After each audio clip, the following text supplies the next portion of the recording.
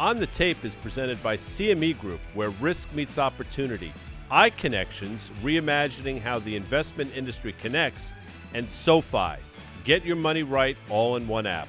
Welcome to the Monday edition of the On the Tape podcast. I am Dan Nathan. That is Liz Young. Guy Adami here. Yeah, I forgot that bit. Flustered. Yeah, you got me all flustered. We're talking about March Madness. Last week, I think we had a pod. I think this pod was March Madness or Sadness. It was clearly Madness last week. I am number 3 in my pool of 50. I have 12 of the Sweet 16. How you guys doing? Well, we didn't do a bracket, but let's be honest with the audience. You're number 3 in your pool, and you took all the number 1 seeds to the Final Four. What happens like in that? What is it? The third round where the 7 seeds play the 8 seeds. What do you do in that? I mean, what a brain buster. I actually had some good upsets. Guy Adami, who do you have winning this thing? Georgetown. Okay, fair enough. I like what they've done with the program. I didn't feel much like Elizabeth. I did not fill out a bracket this year, and I feel liberated. I feel I'm enjoying myself watching these games. You're not hanging on every 3-point shot from some rando at a school you've never heard of. Instead, I'm just sitting back and enjoying it. And I am enjoying the fact that the Big East has acquitted themselves extraordinarily well, and Elizabeth's Marquette has made its way to the Sweet 16. Yes, they have, except Dan has UConn winning the whole thing, and UConn is to Marquette what the 49ers are to the Packers. So our friendship is on hold until this tournament is over, or at least until UConn falls. All right, fair enough. All right, we have a big show for you today. Last week, Guy Adami and myself, plus Caitlin Malin, she is the COO at iConnections. We sat down with Drew McKnight. He is the co-CEO of Fortress Investments. We talked about private credit. We talked about how banks are playing in the space. We talked about the rate environment. We talked about commercial real estate. So we talked about a lot of stuff. That was a great conversation with Drew McKnight. So stick around for that after the pod. Guys, we got a lot to talk about. Last week was the Fed week, and we spent a little time on Market Call, a little time on the tape last week talking about the rate expectations here. Guy's main man in the Fed, that would be Bostic, is only calling for 1 rate cut. He's going to speak this week, so it'll be interesting to see what he has to say. Liz, you had a great little, I think it was on Friday with the Compound Bros. We sat down and spoke with them also, but you had a good summary of what you thought the Fed said and what you think it means going forward for the rate environment. Let's talk a little bit about that. Guy, your old shop had a call on commodities. They're expecting double-digit gains this year. You've been all over that. You've been long of the OIH and the XLE and actually crude oil as it's made its way above $80 here. Liz, you had a good tweet last week on sector divergences. Let's talk a little bit about that. And let's spend some time on the Russell 2000, its inability to kind of confirm those new highs in the S&P and the Dow and the NASDAQ, let alone the fact that it's still 16% from its all-time highs. And we'll hit a couple other things. Oh, there's an earnings name I want to hit a little bit. And then there's a little, and Liz, maybe let's start here. Last week, you'd think in this raging bull market, you'd think like the Lulu, unless you moved on to the ALO, I don't know. That had a bad day. Aloe, whatever. Yeah. Late last week. So did the Nike. We saw what Gucci did. They're blaming China a little bit. What's going on in consumer discretionary? What's going on? And if you have names like Lulu and Nike in a raging bull market that are getting killed on their earnings announcements, what is that a precursor for here? Yeah, well, I do think, first of all, consumer trends and consumer behavior, sometimes, especially in fad brands like that, where it's really dependent on what's happening in the overall market and what tastes are, it's different. You have to sort of separate it from the macro economy. It doesn't always mean just because one company is suffering that all of consumers are stopping to spend. I'm just a lazy consumer, and I don't feel like going to another brand and trying to figure out what I like and what fits. So I do continue to buy the same stuff and just replace it.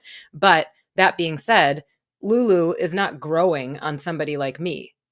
I'm just a steady consumer, right? I'm a steady, sticky revenue stream, but I'm not buying more. I'm not buying different stuff. So perhaps some of those brands, when they are fads or when they're hot and then they become a little bit lukewarm, you get to this saturated space where you have to then try to overtake the competition again. And there has been a lot of competition that came in. I mean, there was Aloe, which you mentioned. There's that other brand, Viore. I think I'm saying that right. There's a lot of different brands out there today that people can choose from. I don't think that Lulu having a hard time means that consumers have stopped buying yoga clothes. Yeah, I don't think it's a tell on the consumer at all. I think it's more, and listen, Nike and Lulu are different stories. I think for Nike specifically, I think a competition obviously has come in a meaningful way, and you're seeing it. I mean, the all-time high in Nike was made considerable amount of time ago. I think the Lululemon story, in my opinion, it's people are willing to pay just about any multiple as long as growth is still there. But when growth stops, you see how quickly things turn, and I think that's what we've seen in terms of Lululemon. And I saw late last week a stock that I think closed a little bit north of $400. I saw one analyst think that that's a $300 stock, and the price targets are now coming down. Again, it's not saying it's not a great company, it is, but their life, their sort of trajectory, their timeline has gotten to a point where, okay, the growth portion of the story is probably over. Now you have to figure out what's the right valuation in this environment. And every company goes through it. We've seen it a number of times over the years with different merchants and consumer brands companies. And I think we're seeing it now with Lululemon. All right, do you think it's a little early then? So again, this stock from, let's say, mid-October, it had a beat and raise. The stock gapped up. It was trading just above 350, and very near its highs. It was just above $500. This was just a couple months ago, Guy. And then you have a situation here where expectations have been coming down. But this is a company that I don't think they've like the earnings and the sales estimates have changed a whole heck of a lot over the last few months or so. Expected earnings and sales growth about 11% this year, 11% next, trading about 28 times. And I thought we were in a market where people don't care about valuation. If you have double-digit earnings growth and you have, this kind of market share kind of position, you know what I mean? Like, that's good enough. And that's the thing that sticks out to me a little bit is like, if this story was a decent beat and a decent raise and estimates were going from 11 to 12% to next year, that would have been enough to pay 28 times for it. So that's the thing to me that I get a little confused about, because I think, these were great growth names until they're not. And that's why I just wonder if it makes sense to start thinking about some of these other stories that have similar sorts of idiosyncratic sort of situations. You know what I mean? Like, might that be a trend? Because Liz, the Gucci situation, very different than these, okay? And again, it's a global story. It's a luxury story. It's China dependent on that growth. Is that something that you want to spend some time on? Because there are other luxury names that are still doing pretty well, but it used to be the case when China starts to falter for a name like Gucci, you want to pay attention across the landscape. Well, a lot of those luxury brands, and it's a completely different category, right? A lot of those luxury brands are very dependent on the Asian consumer, not even just China, just the Asian consumer in general. And then when you look at the luxury brands coming out of Europe, those had tended to do really well, and they did follow the consumer on the way up. And now if you're seeing some of them stall out, I do think that that's something to pay attention to. But I view these brands, when you think about consumer spending and you think about retail brands that are so tied to their brand name and so tied to what's happening in consumer tastes, I view a lot of these brands as, you have to think about it as a trade in the near term, just because things shift so quickly. Maybe Chanel is hot right now, but it's not going to be hot by the end of summer. That's not necessarily something that you think of as a long-term hold in a stock. If you're trying to trade these based on what consumer tastes are, you're going to be chasing all the time. And while you were kind of going through that, I pulled up retail sales in general, because this is what we should look at, right? You can't really take a gauge on the consumer just based on one particular brand. But retail sales, when you look back at what happened at the end of 2022, I remember talking about this with you guys when this was happening for months in a row. It was like 7-8 months in a row. One little blip in there where this didn't happen, but 7 or 8 months in a row, retail sales were negative. And year over year, they just continued to be negative. So it looked like the consumer had really slowed down. And then that stopped mid 2023 and the consumer started spending again. So I don't think any of this is a broad message to the market that the consumer has gotten nervous and is not spending on luxury brands. I think these are taste changes. I think that those companies probably have to come out with something new that will grab attention again. And they're at that saturation point. And real quick, Dan, I mean, we'll put it in the show notes, I guess, but you look at Nike, for example, and we mentioned a stock that I believe their all-time high was made sometime in the fall of 2021. I think the stock was north of $180-ish. Obviously, it's half of that now, effectively. You're still in a long-term uptrend. You go all the way back down to March of 2020 when it was a $68 stock. I mean, there's an uptrend that is still in place. There's a downtrend that's in place from that November high that I mentioned earlier. This pennant formation, it's a very similar pennant formation that we saw with a name like Tesla, is absolutely in play. So you got to be careful here because we're precariously close to breaking that uptrend that's been in place for the last, 3.5 or 4 years. So keep an eye on that. The first level of support should theoretically come in the form, I guess, of the September low from last year of about $90. But you break $90, Dan, and we're looking all the way down to 83 or so, and that was September of 2022. All right, here's a headline hitting the tape this morning that the Boeing CEO is stepping down at the end of this year. Not a huge surprise. Lots of folks taking victory laps all over the place, at least that I can tell this morning. But, Guy, last Tuesday on the Market Call, something that we do every Monday through Thursday at 1 p.m. on the Risk Reversal Media YouTube page. Liz joins us on Wednesdays. Last Tuesday, Guy, it was the 19th. You wanted to lay out a bullish case for the stock here. It was trading at 181. It was very near, multi-year lows. The 52-week low, I think, was just below 180 or so. And looking out to June expiration, we detailed a bullish trade idea to kind of just basically say, so bad it's good. There's probably going to be some headlines that are going to look negative, but the stock's going to react positively to that, guy. So let's talk about the psychology of an embattled CEO of a company that's really been through a horrible, 5 years, if you will, some self-induced, some others, COVID, pandemic related sort of things. But the hits keep on coming here. The stock is trading up a few percent here, Guy. It's gone from basically 180 to 196. You can do the math, nearly a 10% move in about a week or so. Thoughts on the stock reaction, and then what do you do with the stock here on a headline like that? Stock reaction makes sense. We discussed it, obviously. The level that we talked about last week was the low we made back in October of last year. I think it was October 23rd or so. So the level started to make sense. And what we were saying was, and I still believe this, when negative news, which seemingly was coming out on a bi-weekly basis, has less and less impact to the downside, people are pressing for something that's probably just not there. And at a certain point, you'll sort of get this snapback that's going to be pretty violent. Now, it's happened a lot faster than I thought, but here we are at 196 and Dave Calhoun stepping down. But I think at the end of this year, which is interesting that he's going to play out the string, but that was probably somewhat long overdue. And to your point, I would say 75% of Boeing's woes were Boeing-specific and self-inflicted wounds. The other 25%-ish maybe get caught up with the rest of the world with COVID and those types of things. But it's clearly time for a change. And the point about the company was, at a certain price, you're completely discounting the other half of their business. I mean, it's a company that does, half of their revenues is commercial airlines, but, the other half is sort of broken down into defense and other businesses. And I thought you were getting the defense portion at a significant discount at sort of that 180 level. So here we are now. And I think the stock can continue to sort of levitate here. And it wouldn't surprise me to see it somewhere sift in between 205 and 210. I have a question.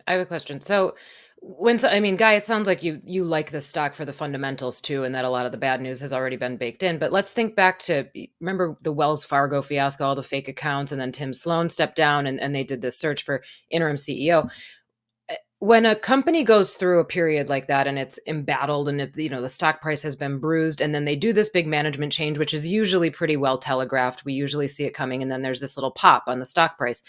Do you buy it for the short-term period of let that announcement play out and then you fade it as the announcement becomes regular? Or do you buy it and hold it and give that new management team time to actually put new policies into place, which takes a while? I mean, that, in my opinion, that can take 2 years, right? You got to put a management team in, and that takes a long time. That's a great question. A good comparison. Wells Fargo. I mean, it's interesting. The Wells Fargo, I mean, they basically dug themselves a hole that I think, quite frankly, they're still trying to dig out of. And I think one of the reasons they trade at a discount to some of their peers is because of the sort of the, I don't want to say nefarious acts, but obviously some of the business practices that they had in place for quite some time. And I still think to a certain extent there's a stigma around there. And there were people that actually thought they should change their name, but that's neither here nor there. In terms of Boeing, and I think you make a good point, I think just in terms of valuation and in terms of, the upside potential for them, I think it's an interesting name here. But I will tell you, I thought it was interesting at 200 on the way down. And I think it's interesting here at 196 on the way back up. So, You can be wrong on the way down. Then it gets to certain levels that sort of really makes sense, and you're pushing for something that isn't there. And the snapbacks a lot of times are pretty violent. Now, I don't think Boeing's going back to its prior all-time high, but that Tuesday, and I'll say it again, there was a very good chance that this stock sort of levitated, sort of again between 205 and 210, which now people have at least a conversation about what to do with the name. Yeah, I mean, listen, it's got to be an outsider who comes in. It's got to be an outsider who has a history with trust and safety, and really, basically, this company needs a total regime change. They need to kind of make the airlines globally, because now they're starting to get a lot of heat, right, about their own safety practices, feel okay about ordering new planes, right, for their fleets. And so I think that if the outside CEO and some of the people that they bring in, I think they will get like a honeymoon period, you know what I mean, for a while, because again, it's one of the only two games in town when it comes to ordering new planes.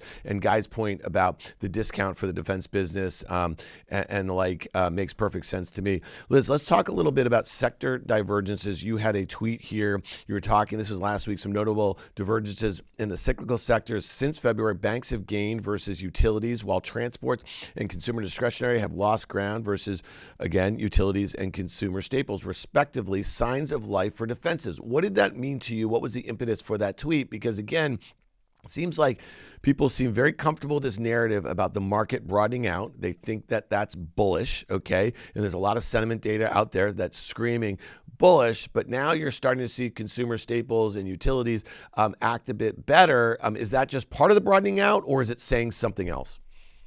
So the point of that tweet was exactly what you're saying. People paint with a broad brush and say, okay, everything is rotating out of tech and into cyclical sectors. And to some degree that has been true, but they haven't all started at the same time, and the rallies have gone on at different speeds. And then you're starting to see other sectors come into the fold, which I think is important. And to say, the narrative has been there's this rotation and that's healthy for the market. That is true. That is absolutely true. And it is something, I don't want to push back on that. I do think that that's fair. The difference right now, and the thing that I think people need to pay attention to, is similarly to what happened inside the tech sector. So we had, obviously semiconductors drove a lot of the tech gains, driven by one particular name. And then you started to see these rotations under the surface in tech as the semiconductor trade got tired and got exhausted or got overvalued. Then you saw people start to buy old tech, right? IBM caught a bid and there wasn't really a whole lot of news around it. Software in general started to catch a bid. The same thing happens with sectors. So you see things like consumer discretionary had come back a lot as consumers continued to spend, and then it starts to sort of conk out. The rotation into defensives, this isn't conclusive yet, but when you add it to the fact that defensives are catching a bid, so utilities and staples catching a bid at the same time that the Russell 2000 cannot quite get beyond certain levels and cannot, what we talked about before, cannot confirm some of the upside, it still leaves some of these lingering doubts out there. And this is part of why I think that this is still emblematic of late cycle, not mid cycle, but it leaves lingering doubts out there and shows you that there are investors who, yes, willing to buy, but perhaps not willing to take quite as much risk as they were willing to take in November. So some of that risk appetite has slowed down. That doesn't necessarily mean that we're headed for some kind of huge drawdown, but it does show that there's some rational investor behavior of, okay, look, my portfolio is pretty overweighted, whatever it is, maybe a little overvalued, maybe a little crowded. Let's work some stuff in that would do better if we did have a pullback. The last thing I'll say, sorry, this is a very long answer. The last thing I'll say is that as we continue to talk about cuts coming, dividend stocks are going to continue to look more and more attractive, which just naturally is defensive sectors. So some of the money that might rotate into utilities and staples could also be a dividend play. No, and I understand the lower rates theoretically should lend themselves to people finding their way not only into dividend plays, but utilities as well, theoretically. But the question is, are we going to see lower rates? And that's really the rub right now. We're still talking about, a 10-year yield that's either side of 4.2%. I still think going higher. So there's this push me, pull you. And as Elizabeth wrote about last week, you still have a 2s10s. It's probably inverted to the tune of 40 basis points or so, seemingly trying to figure things out. So bond market is still a story here. Rates are still trying to figure things out. And quite frankly, Dan, without getting too wonky, I think what's going on in Japan, not necessarily with their equity market, but with their currencies. I mean, if you look at dollar yen north of 151, by the way, the yen weakened on the back of them raising rates for the first time in 17 years is telling a bit of a story here. So, what are they going to have to do to defend their currency? And are we seeing the potential for a bit of a currency crisis for the fifth? I think they're the fourth or fifth largest economy on the planet. Something to watch for sure. Yeah, Liz, is this something, again, we've been talking about dollar yen for a long time. We talk about levels. We've been talking about who's defending what and the like here. Is this something that U.S. investors should be focused on? Because when you think about, just the recent strength of the dollar here, you know what I mean? It's kind of bucking the trend of that narrative of lower rates, right? And again, let's talk about, the Atlanta Fed, head, Bostic. He's literally calling for one rate cut this year, and so I think I heard you say last week that you said maybe there's a chance that we don't even get one this year. And so if Guy is right, then we start thinking about, what are real rates and the like here. I mean, like dollar strength could be something that, some of these other nations are going to have to deal with for a while. And again, it's not the way people are set up for right now. No, it's not. It's not the way people are set up. However, currency is not first and foremost, but currency is an interest rate differential game. So yes, the Japanese, the Bank of Japan did exit negative rate policy, but we also have to keep in mind, and I think that this is a detail lost on a lot of people, we move our rates 25 basis points at a time. They move theirs 10 basis points at a time. So the move itself is going to be much smaller. They may not move again for 6 months. So we could talk about this for a while. Yes, they exited negative rates, but the differential in reality is still over 5% between the US and Japan. So the dollar strengthening or the dollar staying strong versus the yen, maybe not a surprise yet. But it was interesting what happened toward the end of last week. So the Bank of Japan did that on Tuesday of last week. As you got to the end of last week, after the yen had weakened versus most major currencies, late Thursday and then into Friday, it actually started to strengthen. And Dan, you asked, is this something that U.S. investors should pay attention to or be thinking about? Yes, of course. But frankly, I don't think that there are a lot of investors who understand or even know about what's happening in the so-called carry trade. The carry trade risk isn't really a risk unless the yen strengthens a lot. And that hasn't happened yet. It did for a period of time, and then it sort of went back and got weaker. If and when that does start occurring, it's a snowball. It's much like a short squeeze, right? It ends up being a snowball effect. And that's when suddenly the headlines will come out and people will say, wait, what in the world is this? What's all this exposure? So I do think it's something that we have to keep an eye on. I wouldn't change my positioning today because, again, the Bank of Japan might wait until September to do anything else. And it'll only be 10 basis points at that point, too. But it is something to be aware of.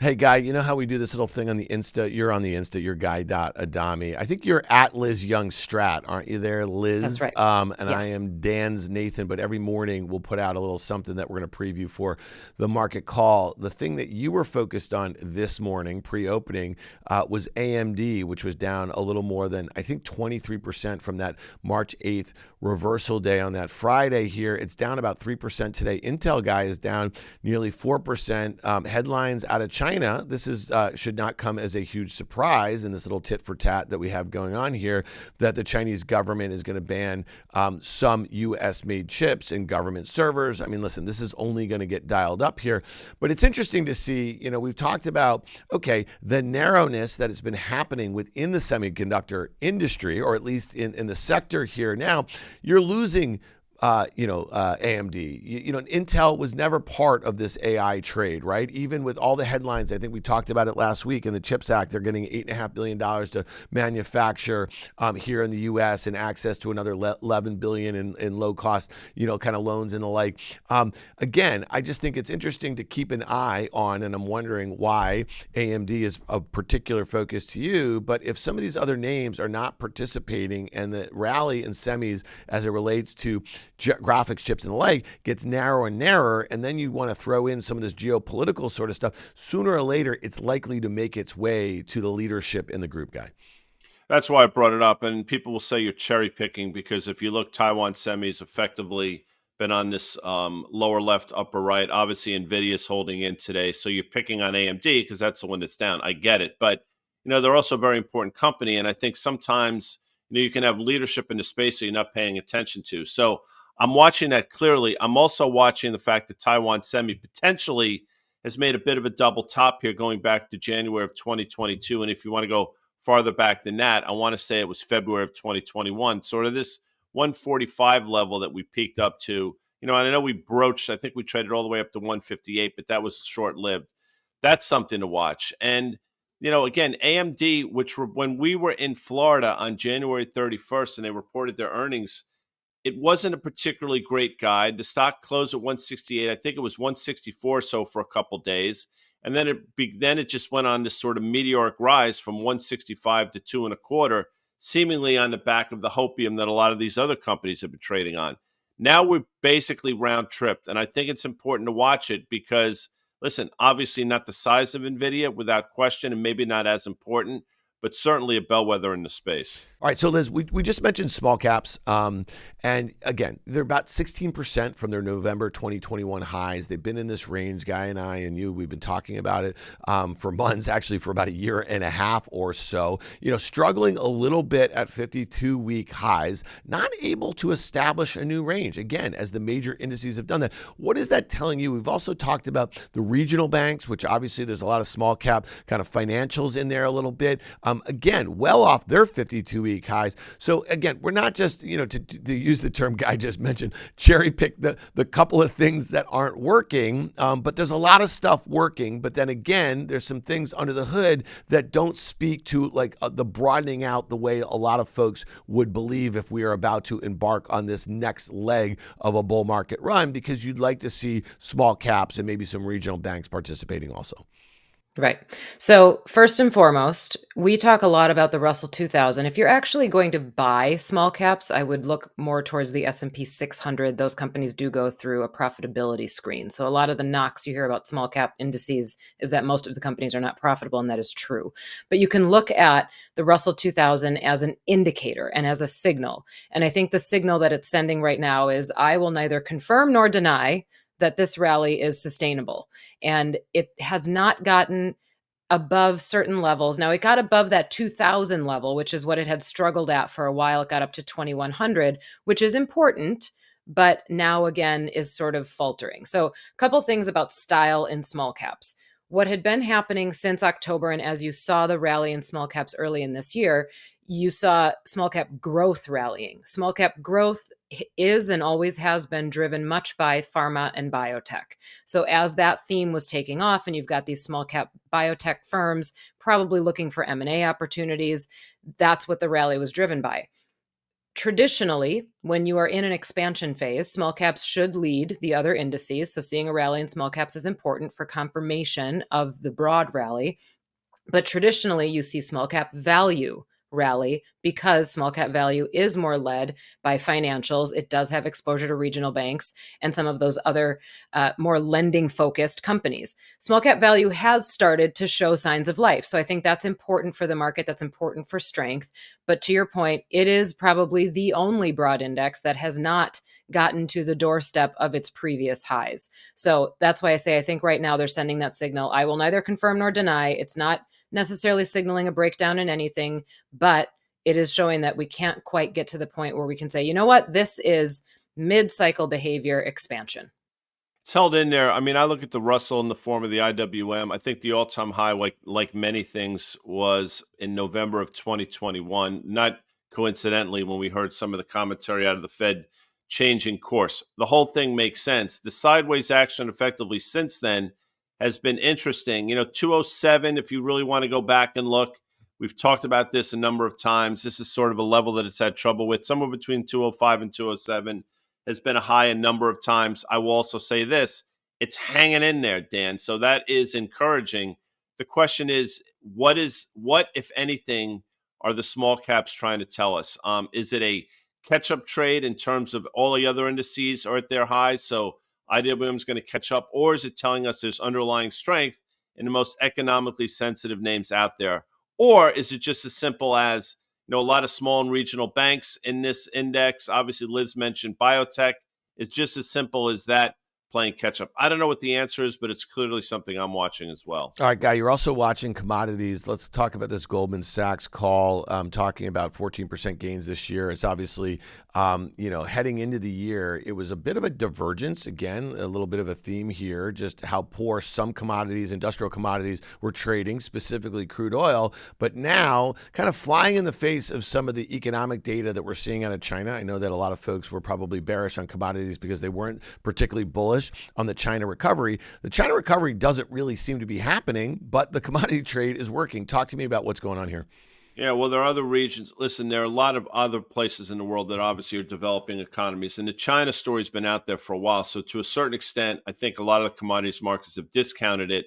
Copper is its own animal without question. Copper is breaking out. More and more people starting to talk about it. And if you read some of the fundamental analysis, there's a real concern that 4 or 5, 6 years from now, there's going to be a real shortage in terms of copper. And to a certain extent, I think the market has sort of sniffed that out and trying to get ahead of it. So as important as crude oil and the energy complex is, copper is probably the second most important commodity out there in terms of what it signals, but more importantly, what it means for the Federal Reserve and, their fight against inflation. If you have these things moving lower left, upper right in a precipitous way, and very quietly, crude oil has gotten itself north of $81. That difficult job has become that much more difficult. And what nobody's willing to tell you, at least you won't hear it out of a lot of the pundits out there, as well as crude oil has traded over the last month or so, gasoline has traded extraordinarily well, and that's one of the reasons the refiners have done as well as they have. So, when you hear somebody like Bostic say one rate cut this year, in terms of what I'm looking at, yeah, that actually makes a lot more sense than 3 that are, I guess, priced in now, let alone 6, which the market was looking for last October. Yeah, and Liz, that leads me to something that it was an article in the Journal this morning. Fed rate outlook looks just right for banks. Okay, so when you think about this, a year ago right now, the pace in which rates were going up presented a huge problem for many regional banks who had these kind of, mismatch. We don't have to go through what happened, but we lost a bunch of banks because of that, right? And so now the narrative is Goldilocks, Guy. So a Goldilocks environment for large money center banks. And it's interesting to me that on a day like today, where we have the S&P, is down a little bit, we have the NASDAQ down a little bit with semis leading the way, I see bank stocks kind of green, okay? I see bank stocks like outperforming massively over the last couple months relative to the S&P and even the NASDAQ. So we are in a period, at least investors see this as a great investing environment in large money centers. We're starting to see last week Goldman Sachs, so an investment banking company. We talked about that guy last week with a couple of IPOs, high profile, coming back in. We know there's been some M&A here. Thoughts on the banks and the rate environment? Again, let's just say we go to higher for longer, but not that much higher. I think that's what this story in the Journal is talking about. Is this a continued good environment to invest in large banks right now? First and foremost, you have to pay attention to what that particular bank does. They are not all created equal. So if we're in a period, which I think we are, where people are optimistic about capital markets activity, about M&A activity, about IPO activity, you're going to see those capital markets style banks do better. And I think that makes sense, at least leading up to finding out whether or not that is the case in 2024. The rate environment, in its simplest sense, if higher for longer is a thing, we're usually talking about the 10-year portion of the curve. We're going to talk about the longer portion of the curve. So if higher for longer is a thing, and I know Guy and I have said this for a while, that means the 10-year yield probably stays above where we've been used to it being. So that's the higher for longer part. And then if the Fed does have to eventually cut this year, you're going to see the short end of the curve come down. Let's ignore the yield curve inversion for a second. Banks lend long and borrow short. What that means is their profit is on the long end of the curve, their cost is on the short end of the curve. So if short rates come down, they have to pay depositors less. And if long rates stay higher for longer, they make more on what they lend.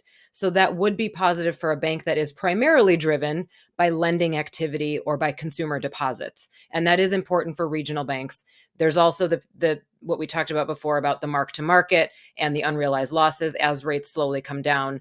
that gets alleviated as well. So I think there are parts of the financial sector that could be attractive. I don't think that we have figured out all of the problems yet. I don't think that we have shaken the tree entirely, especially out of some of the regional bank and unrealized losses issues. It may end up not being a problem, but we don't know that for sure. And then there's obviously this big overhang of commercial real estate, which is the risk that everybody knows so much about. I don't think they're entirely solved. Yeah. All right. Two things before we get out of here. And this is kind of like a under the radar thing. This is Wednesday before the opening. A company called Cintas reports, not a small company, $65 billion market cap company. And what's interesting to me when I think about this, what they do, where we are in the employment cycle, where we are as far as the perception of the economy. I'm just going to read this really quickly. They design, manufacture, and implement corporate identity uniform programs. The company also provides entrance mat, restroom supplies, promotional products, document management, fire protection, and first aid and safety issues. What's interesting to me about this company is like walk into any sort of like, I don't know, business or whatever, you'll see Cintas all over the place, right? You'll see them on people's uniforms. You'll see them on the walls. You'll see them all this sort of, like there's lots of things you can say where corporations are feeling good. They're refreshing this sort of stuff. They're hiring people. I mean, there's like a list that goes on and on and on why you would say in a really good economy, this stock should be doing really well. This company should be doing well. Over the last year, the stock has rallied 46%.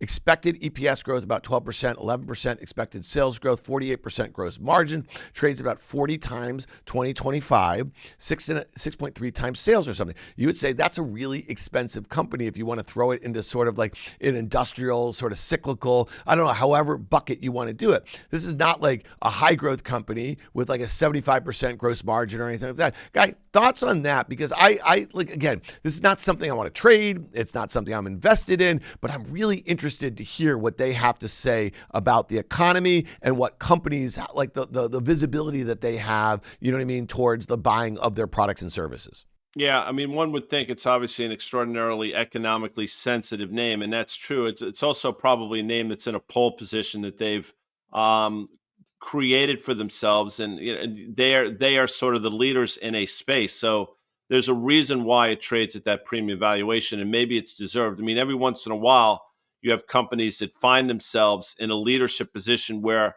they can accrue those types of margins, and they're afforded that kind of valuation. So to your point, it's not about trading the stock necessarily. It's more about listening to the commentary about what they're seeing and if it sort of reinforces some of the things that we've talked about for the last half hour or so. Yeah, Liz, talk to us about some economic data that's on your radar. I know there's some consumer sentiment stuff later in the week, but you want to continue to focus on inflation data. Yes. So at the end of this week, Friday, we get PCE data. PCE is always a little bit more delayed than CPI. CPI generally comes out on the 10th of the month. PCE we get at the end of the month after what we're talking about. So February's PCE data coming out on Friday. The expectations are for headline PCE year over year to be 2.5%, which would actually be an increase over last month, consistent with some of the hotter than expected data that we got out of CPI. So probably not something that's going to shake the boat too much. And then core expected to be 2.8%. Now, as a reminder, we just got the summary of economic projections from the Fed. The Fed expects core PCE by the end of this year to be 2.6%. So if we come in at 2.8, the Fed still expects a little bit of a moderation before the end of the year.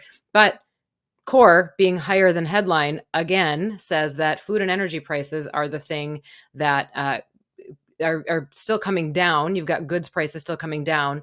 But if core is staying high, that means that services continue to be an issue. So it'll be interesting to watch how that shakes out. I don't expect this one, unless it comes in way outside expectations, I don't expect this one to be that big of a deal, just because we can explain it away with hotter than expected CPI data that's already occurred. All right, fair enough. All right, we covered a lot of ground here, people. I appreciate it. Liz Young, EY from SoFi, Guy, Christopher, Adami, thank you guys for being here. We got a lot going on Risk Reversal Media this week. We will be doing the market call Monday through Thursday, 1 p.m. Liz will be back with us on Wednesday. We'll have Carter Braxton Worth with us on Tuesday and Thursday, so check that out. Guy, any final words here by main man before we get to Drew McKnight, because that was a great conversation. He's the co-CEO of Fortress with Caitlin Malin. A lot going on this week. I think actually in terms of the market, what we saw late last week, I think this is shaking out to be or shaping up to be a pretty important week in terms of some of the reversals we saw a couple weeks ago terms of the VIX getting back on its horse a little bit, in terms of the commodities that we talked about. And let's see what happens with the bond market as well. So stay tuned, sports fans.